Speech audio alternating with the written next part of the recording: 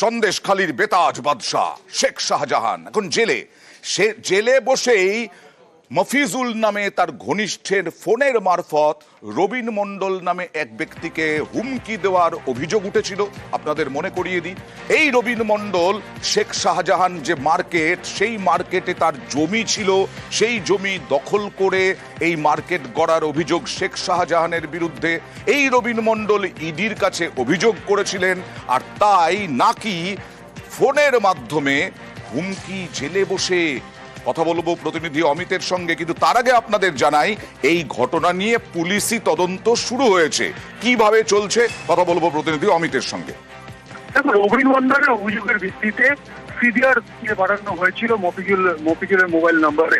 CDR দেখে যে সংশ্লিষ্ট কুমার কথা বা সংশ্লিষ্ট দিনের কথা বলা হচ্ছে, যে জেলে বসে বা প্রেসিডেন্সি সংশোধনাগারে বসে শেখ শাহজাহান মফিজুলের ফোন করে রবিন মণ্ডলকে থ্রেট করেছিলেন বা হুমকি দিয়েছিলেন।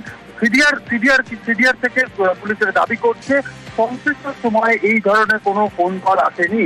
এমনকি ওই দিন যে সমস্ত নাম্বার থেকে ফোন এসেছিল মফিজুলের নাম্বারে, সেগুলো মফিজুলের আত্মীয় বা পরিচিত কারো, স্বাভাবিকভাবেই প্রেসিডেন্সি সংশোধনাগারের ফোন নাম্বার বা কোনো আননোন নাম্বার থেকে মফিজুলের নাম্বারে ফোন এসেছিল এমন কোনো তথ্য কিন্তু সিডিআর থেকে পাওয়া যাচ্ছে না। স্বাভাবিকভাবেই এই ফোন কলের তথ্যতে পুলিশ যেটা দাবি করছে যে এই যে অভিযোগ যেটা আছে সেটা ভুয়ো বলে প্রাথমিকভাবে মনে করা হচ্ছে অনুসন্ধানে। এবার অন্যদিকে যে অন্য কেউ তাকে হুমকি দিয়েছে কিনা বা সেক্ষেত্রে অন্য কোনো ব্যক্তির যোগসাজশ হয়েছে কিনা, সেগুলো কিন্তু এক্সামিন করা হবে পুলিশের তরফে। তবে শেখ শাহজাহান যে তাকে ফোন করে হুমকি দিয়েছে এমন কোনো তথ্য বা এমন কোনো কি অভিযোগ করেছিলেন ওই রবিন মণ্ডল দেখুন। আমি মার্কেটে বসে আছি, হঠাৎ মালুকচর থেকে মফিজুল মোল্লা এলো, বলে এই ফোনটা ধর। আমি কে ফোন করেছে? বলে শেখ শাহজাহান। বলছে বলে তোদের ব্যবস্থা করে দেবো, তোরা মার্কেট নিয়ে খুব উৎপাত করছিস, বাড়ি ঘরদের ভাঙচুর করে দেবো, বম মেরে দেবো, সব তোদের বাড়ি ছাড়া করবো। ওই ইমিডিয়েটলি হঠাৎ আমরা খুব আতঙ্কের মধ্যে আছি। এমতো অবস্থায় আমরা ইডি দপ্তরে যাই, সেখানে গিয়ে আমরা ইডি দপ্তরে সবকিছু জানাই, যে কোনো আইনে একটা ব্যবস্থা করা হোক, আমরা কিভাবে কি করব আমরা থাকতে পারছি না। আমার বাংলায় এবার এক ভয়ঙ্কর ঘটনার খবর দেখাবো। আমরা দেখেছি 2000 টাকার জন্য খুন, 5000 টাকার জন্য খুন, কিন্তু এই যে 4 আঙুল এইটুকু জমি, হ্যাঁ 4 আঙুল জমি, তার জন্য খুন। মাটিয়ায়, উত্তর 24 পরগনার মাটিয়ায় 4 আঙুল জমি বিবাদে, পারিবারিক বিবাদ, তাতেই খুন এক যুবক। তাতে খুন হয়ে গেলেন এক যুবক, তার বাবা মা আশঙ্কাজনক অবস্থায় হাসপাতালে ভর্তি। বাঁশ দিয়ে যুবককে এলোপাথারি মার, হাসপাতালে নিয়ে যাওয়া হলে মৃত ঘোষণা।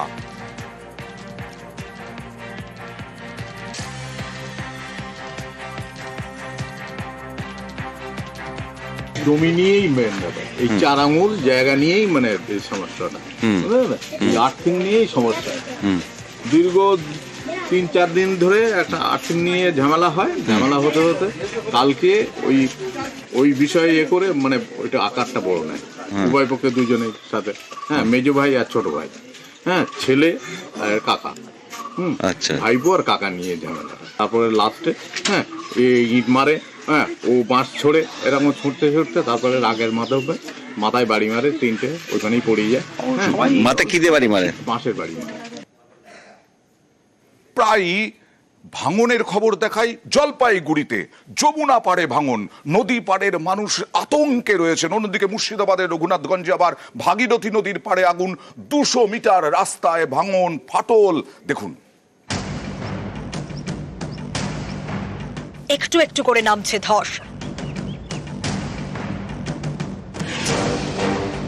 আতঙ্ক বাড়ছে যমুনা পাড়ে।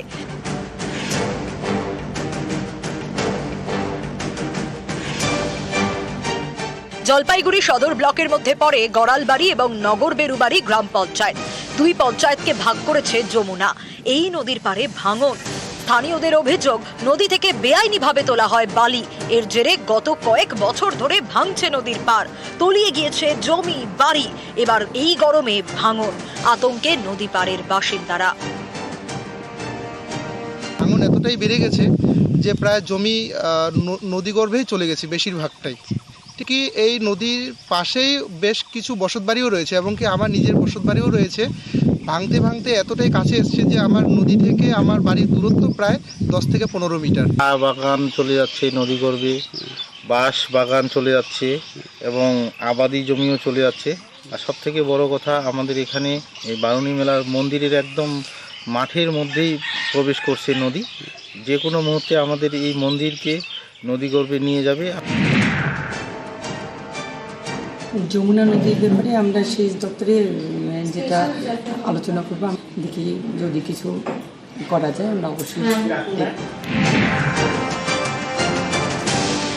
মুর্শিদাবাদের রঘুনাথগঞ্জ 1 নম্বর ব্লকের বৈকুণ্ঠপুর গা ঘেঁষে বয়ে গিয়েছে ভাগীরথী। এই নদীর পাড়ে আবারও ভাঙন। এর জেরে নদীর পাড়ে রাস্তায় চওড়া ফাটল।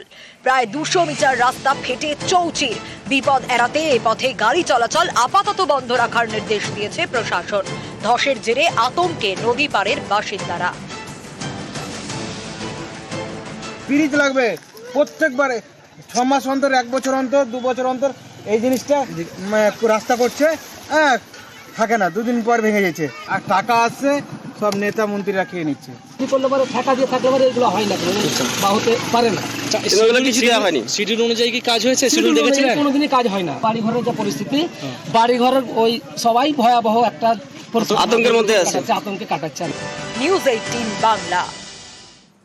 মহিষা দলের বাসুলিয়া গ্রামীণ হাসপাতাল, সেখানে সরকারি খরচে আগে ব্যবসায়ী করত, বেসরকারি খরচে বেসরকারি ব্যবসায়ী তিনি চিকিৎসার বন্দোবস্ত করতেন, বিভিন্ন টেস্টের জন্য টাকা নেওয়া হতো, কিন্তু সব উঠে গেছে। তাও এখনো বিনা পয়সায় টেস্ট করার কথা, বিনা পয়সায় পরীক্ষা নিরীক্ষা করার কথা, সেখানে টাকা দিয়ে পরীক্ষা নিরীক্ষা করতে হচ্ছে।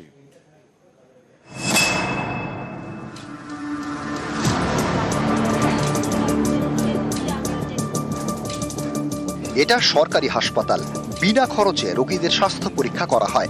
এমন একটি হাসপাতালে বেআইনি কারবার, খোলা হয়েছে বেসরকারি ইউনিট, চলছে টাকার বিনিময়ে স্বাস্থ্য পরীক্ষা। পূর্ব মেদিনীপুরের মহিষাদল, এখানেই বাসুলিয়া গ্রামীণ হাসপাতাল। এই হাসপাতাল একটা সময় পিপিপি মডেলে চলত। তখন স্বাস্থ্য পরীক্ষার জন্য বেসরকারি সংস্থাকে বরাদ্দ দেওয়া হয়। মেডিকেল টেস্টের জন্য তারা রোগীদের থেকে টাকা নিত। বছর 3 আগে হাসপাতালের খোল লঞ্চে বদলানো হয়, তৈরি হয় পরিকাঠামো। এরপর 1 বছরেরও বেশি সময় ধরে এই হাসপাতালে বিনা পয়সায় স্বাস্থ্য পরীক্ষা করা হয়। অভিযোগ, তা সত্ত্বেও হাসপাতালের মধ্যে একটি ঘরে চলছে বেসরকারিভাবে স্বাস্থ্য পরীক্ষা। কত নিল আল্ট্রাসাউন্ড করা? 350, মানে ছবি নিতে 350 টাকা নিয়েছে, নাহলে সব বিনা পয়সাতে। কারা নিচ্ছে? মোট ওইখানে যে যেখানে রক্ত রিপোর্ট করছে, ওইখানে যে আলট্রাসাউন্ড করে সেইখানে নিচ্ছে। এইখানে রক্তের রিপোর্টে এইখানে 130 টাকা নিচ্ছে। হ্যাঁ, আগে আমাদের এই হসপিটালে একটা পিপিপি মডেলে হেলথ কেয়ার বলে একটা ইউনিটকে আমরা এই রক্ত পরীক্ষার জন্য তাদেরকে দেওয়া হতো, কিন্তু এখন সেই ব্যবস্থা বন্ধ হয়ে গেছে। তবে কেন করছে ওরা টাকা নিচ্ছে এ ব্যাপারে আমার কিছু বলা নেই, এটা সিএমএই সাহেব বা বিএমই সাহেব বলতে পারবেন, কারণ এটা হওয়া উচিত নয়। হাসপাতালে নির্দিষ্ট ঘরের বাইরে টাঙানো চার্ট, তাতে কোন পরীক্ষার জন্য কত টাকা দিতে হবে তা লেখা রয়েছে। যেগুলো মানে ওখানে হয় না সেগুলোর জন্য আমাদের সরকারি রেটে যা পয়সা নেওয়া সেইগুলো নেওয়া হচ্ছে, ফ্রিতে হচ্ছে। যেটা ওখানে হচ্ছে না, অ্যাভেলেবল নয়, সেটা আমরা এখানে কম পয়সা, বাইরের থেকে কম রেটে পয়সা নিচ্ছি। আপনি কি হসপিটালে করবেন? না, আমার হসপিটাল, আমরা পিপিপি মডেলের কর্মী। কে বসিয়েছে আপনাকে? আমাদের স্বাস্থ্য ভবন থেকে আগে পিপিপি মডেল থেকে বসিয়েছিল, এখন হচ্ছে যে বিএমএইচ এর সঙ্গে কন্ট্যাক্ট হয়। এটা হেলথ দপ্তর দেখে, বিএমও সাহেবই দেখেন। এটা আগে পিপিপি মডেলে ছিল, এটা হওয়ার পরে এটা থাকার বাঞ্ছনীয় নয়, ফ্রি অফ কস্ট। যারা পেশেন্ট তারা এই সমস্ত পরীক্ষা পরিচালনা করবে। শুনলাম, আমি দেখছি বিএমও সাহেবের সঙ্গে কথা বলে কি চলছে। গোটা বিষয়টি নিয়ে অভিযোগ করছেন রোগীরা, এলাকার মানুষ এবং স্বাস্থ্য কর্মাধ্যক্ষ। বিষয়টি নিয়ে পদক্ষেপ নিক জেলা প্রশাসন, এমনটাই চাইছেন সকলে। মহিষাদল থেকে ক্যামেরায় সন্দীপ গুড়িয়ার সঙ্গে সুজিত ভৌমিক, নিউজ 18 বাংলা।